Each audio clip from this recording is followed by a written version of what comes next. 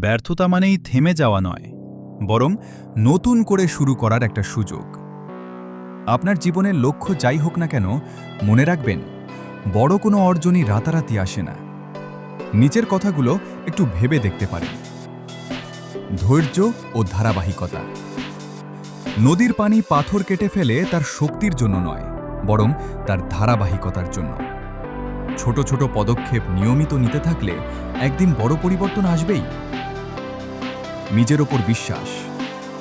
যখন পুরো পৃথিবী বলবে হবে না, তখন নিজের ভেতর থেকে বলতে হবে আমি পারব। নিজের প্রতি এই আত্মবিশ্বাসই হল সাফল্যের প্রথম ধাপ। পরিশ্রমের কোনো বিকল্প নেই। প্রতিভা আপনাকে হয়তো তো সুযোগ করে দেবে, কিন্তু পরিশ্রম আপনাকে লক্ষ্যে পৌঁছে দেবে। তাই ফলের চিন্তা না করে নিজের কাজের ওপর মনোযোগ দিন। ভুল থেকে শেখা। ভুল করা মানে আপনি চেষ্টা করছেন। প্রতিটি ভুল আপনাকে একটি নতুন শিক্ষা দিয়ে যায়, যা আপনাকে আরও অভিজ্ঞ করে তোলে। একটি কথা সবসময় মনে রাখবেন, সূর্য প্রতিদিন ডুবে যায়, কিন্তু পরদিন ঠিকই নতুন তেজ নিয়ে উদিত হয়।